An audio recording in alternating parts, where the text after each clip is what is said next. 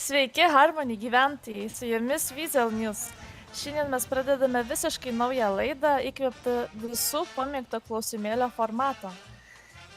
Mes leisimės į Harmony gatves, kad išgirstume, ką galvoja mūsų miestelio gyventojai. Klausimai paprasti, bet atsakymai kartais stebinantys, juokingi ir net visai nelogiški. Tad prisijunkite prie mūsų ir sužinokite, ką atsakys Harmony gyventojai. Kodėl senovės romėnai mėgo maudytis viešose pirtyse? Laukite atsakymų ir būkite Harmony miesto humoro bei žinių dalimi per Weasel News.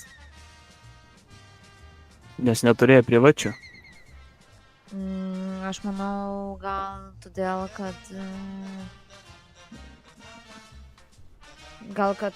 suartina jas labiau, tada daugintųsi daugiau. Nes tais laikais nebuvo gėjų, todėl nieks nežinojo, kad... Tikau vadina, jį visi Rička vadina, jis nerūko nesikeikia, man tik akutę pamerkia, jos stringiukai aptempti, kiaušinukai papūsti, jis miesto pažiba, o aš bename paprasta. Turi daugis plaukų, nors ir tai mane svarbu. Svarbu, kad jis išpėstų mane ir tada mano merga, ką daryti aš turiu, kad mane mylėt galėtum tu. Todėl, kad vandenį taupė. Pasidegint norėjau, pasišildyt, nežinau. Bet jeigu nuogi, tai tiesiog norėjo, nežinau, karšta buvo. Oi, blėt, ne karšta, nu žodžiu. Nes kitur niekur nebuvo vandens. Bet patikdavo mažai. O kaip jūs galvojat? Aš tai galvoju, kad priprastų prie to, kad prie nuogų žmonių, kad paskui nebūtų, kaip sakytų, tų audrų, kaip sako, hormonų ten. Nu, kad įprastas dalykas būtų, kad nuogas prie tai stovi, tai čia tai nieko, kaip sakyt.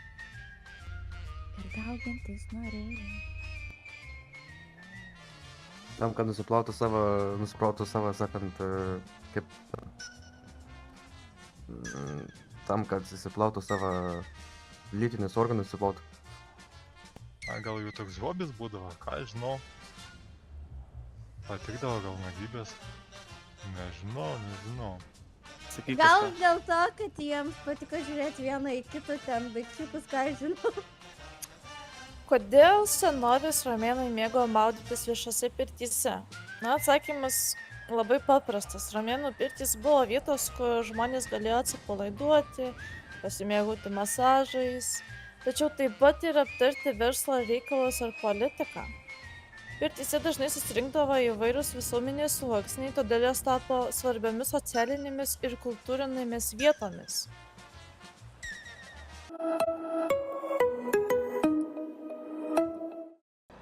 Sveiki, mes šiandien esame prie kazino parduotuvės, kurie yra 411 pašto kodu. Šiandien kalbiname parduotuvės savininką. Sakykite, kokias prekes parduodate? Vairias maisto pagrindė. Alaus turim.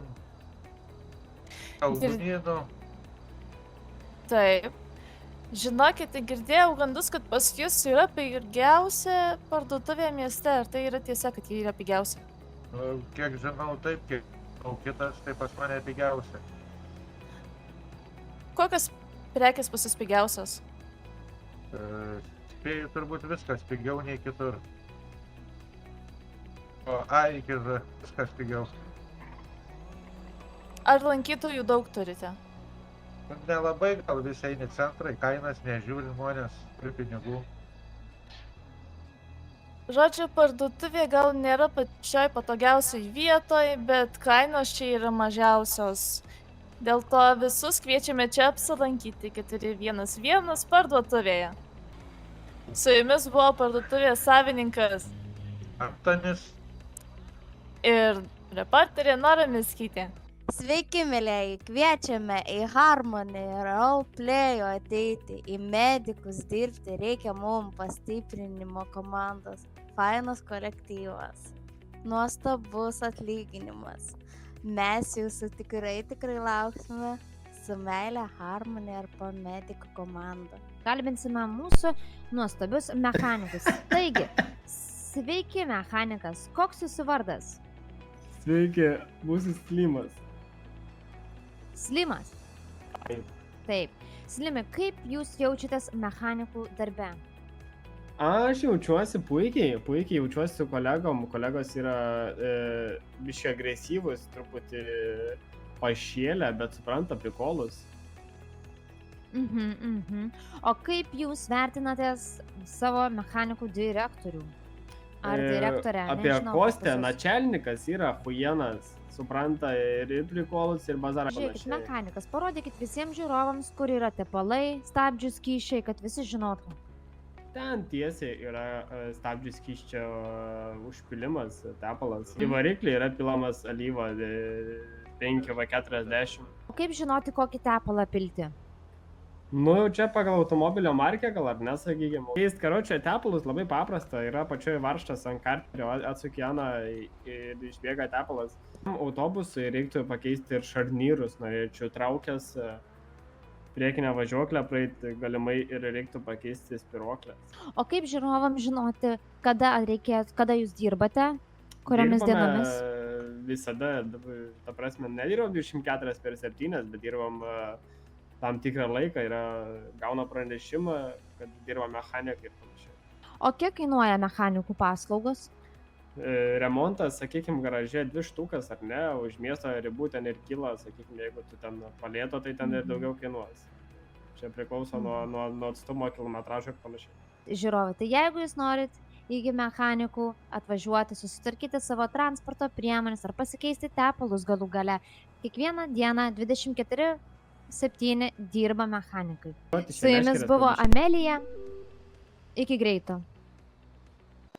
O dabar nepatikėsite, bet mechanikų garaže yra tikras talentas. Prašau visų pasiklausyti Amelijos atliekamos dainos.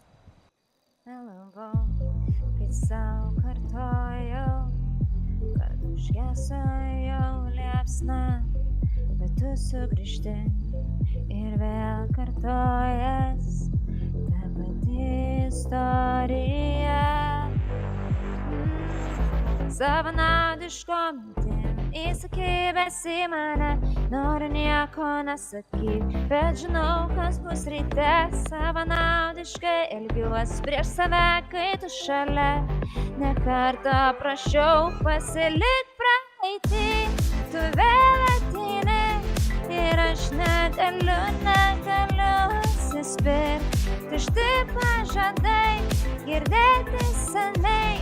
Ir ką su manim tu darai, pasilik praeitį, ką padaryt, tiesa negydo, o tik kelia vis stipriau. Kai tu sugrįžti, aš negaliu pabėgti, noris būti tik arčiau. Savanaudiškom mintim įsikibęs į mane, noriu nieko nesakyt, bet žinau, kas bus ryte. Savanaudiškai elgiuos prieš save, kai tu šalia. Ne kartą prašiau, pasilik praeitį, tu vėl ateini ir aš negaliu atsispirt. Tušti pažadai, girdėti seniai. Ir ką su manim tu darai, pasilik